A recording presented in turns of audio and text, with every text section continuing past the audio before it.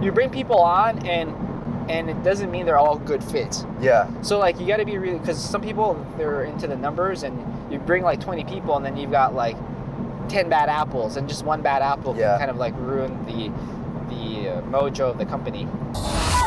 So what's going on, guys? Jonathan, Gonz Media Productions here. I'm with JP Cezanne of Crystal Cellar and buyer agent Nate Topete.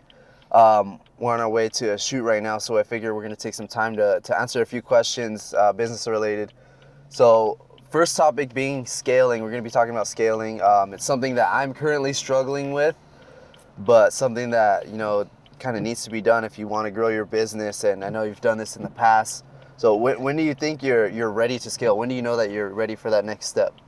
Well, just to put it this way, where I think the first step is always hiring your first hire. That's the first part of scaling, right? And you know, you kind of get to a point where you get overwhelmed because you have so much business, and with so much business, there's also a lot of work, you know, some low dollar productive items, you know, paperwork pushing type of items. So I think the first thing is you get to a point where you're producing and the business is doing well, that you need to get that first admin in place. So that's the first key of scaling. Then you get to a point where you're producing and you get to a point where, oh good, I'm making, you know, whatever it is, $250,000, $500,000 or $1 million, whatever it is, right? Let's say you get to that point.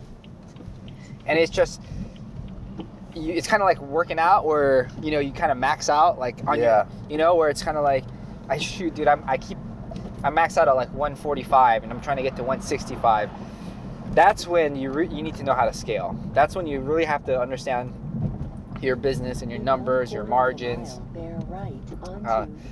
the cost to acquire, your average sales. That's when once you understand your numbers, then you can get a better idea of how to scale your business, right? So you understand that, you know, how much you can spend and how much you can spend without like it being like, you know, too costly and everything. Okay. Yeah, or like what your margin is like. So so that kind of takes me to the next question then. So does scaling cost more than you get in return in the beginning? So like, is it going to be, you spend more in the beginning when you're first bringing somebody onto it, like teaching them? I think with scaling, there's a cost involved, a cost of doing business or cost to grow. So yeah, of course, you know, when you're initially scaling down, whether there isn't a cost, whether it's you training someone, it's actually still a dollar cost involved in that, because it's your time involved in it.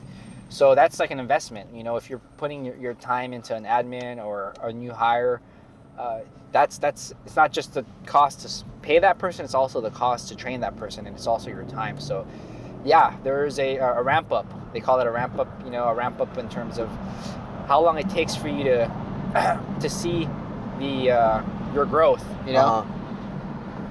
Okay, that makes sense. Yeah, because for me, like, I'm pretty much at the point where I can't take on too much more work because I kind of need another me. I need somebody who knows how to do everything I need to do, like whether it's photos, videos, like design work, all kinds of stuff. So I feel like scaling for me is going to be really costly, because I'm going to have to spend a lot of time with one person and teach them everything I know. So that way, let's say a few months down the road and I get a job, I can just say, okay, here, I could delegate the work and you take it. Like, but I guess, like you said, it is an investment. In the beginning. It's an investment in the beginning.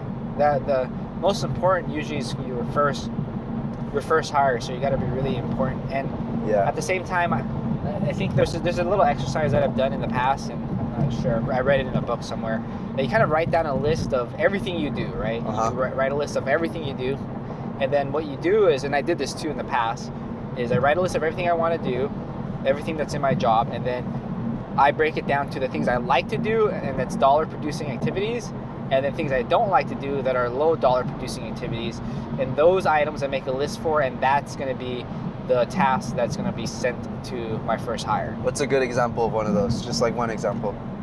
Okay, so real estate, like if you don't have a transaction coordinating, like for example, you process, or in loans, you processing the actual file. Well, processing files mean, you know, receiving documents, you know, reviewing documents. That's admin work, right? That's not really a work of a professional. I think my coach has this thing called doctor versus nurse. So I'll give you another example. You go into the hospital, right? You check in. The nurse goes in and asks you questions, preliminary questions, right? He does, and then you see the doctor for like 5 minutes, and they're the most paid people, right? Yeah. So at the end of the day, what I'm trying to say is like, that's my job, right? As a high-powered, broker, whether it's real estate broker, mortgage broker, or attorney or a doctor, right? Yeah. Paralegal or front desk role takes you in. Paralegal asks the initial questions, and then the attorney reviews and gives you his professional opinion. That's what the high dollar is. Yeah. Is your professional opinion. You spend your time what's going to make you move the most money and where you actually add value to. Yes. As opposed to someone that can't do it. Okay. So like, what do you look for in a person when you're looking to scale? Like, I know you just brought on your assistant maybe 2-3 months ago. What was something you look for when you're bringing that person in? I look for grit is kind of one of our core values. So just kind of like you, what I like is if I give someone a task, a lot of times you'll start to notice, well, you give a person a task and then immediately they come back to you and say, hey, I don't know what this is, or I don't know what that is. Yeah. Well, there's a little thing called Google, right? Yeah. Like, you can take a little bit of initiative and, figure it out. Yeah. So that's great. It's just kind of, the ability to be persistent and do what it takes to get the job done. Yeah. Yeah. So that's probably grit is probably the first thing, and loyalty is another thing too. So those are the two things I look for when I'm looking for a good hire. So you said before, I know you mentioned that you only bring on a certain amount of people as far as agents every couple months. In a position like yours, like, it's kind of like the more the merrier for a lot of brokers, because with every transaction you're going to get paid. Yeah. You get paid whether it's a flat fee or a percentage of the deal.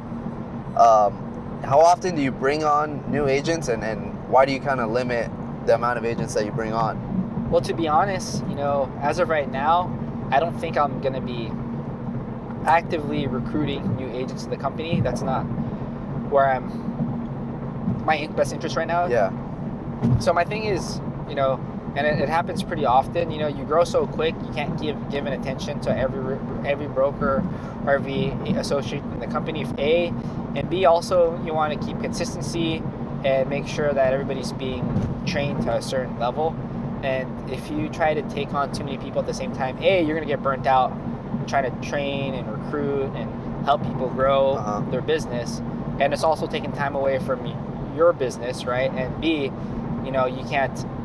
So it's more of a quality thing. You want to give your attention to those that you bring on and make sure that they're succeeding, and not just say, okay, here. It's a quality thing too, and also like you bring people on and it doesn't mean they're all good fits. Yeah. So like you got to be really, because some people, they're into the numbers, and you bring like 20 people and then you've got like 10 bad apples, and just one bad apple can kind of like ruin the mojo of the company.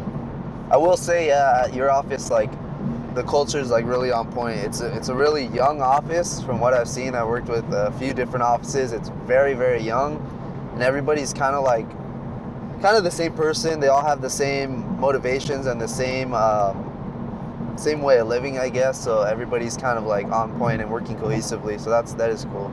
That does make sense. I think it's what they call, synergy. Yeah. So like that synergy, it pushes everybody. It should push everybody together to grow. So you could have it two ways. You could have good synergy where you're pushing people to grow, or bad synergy where you're pushing the opposite way. Yeah. Okay. Cool. Thanks. Well, if you guys have any questions, leave a comment down below. I'd be happy to answer them, or either forward them to him for him to answer. And thank you. All right, guys. See you guys later.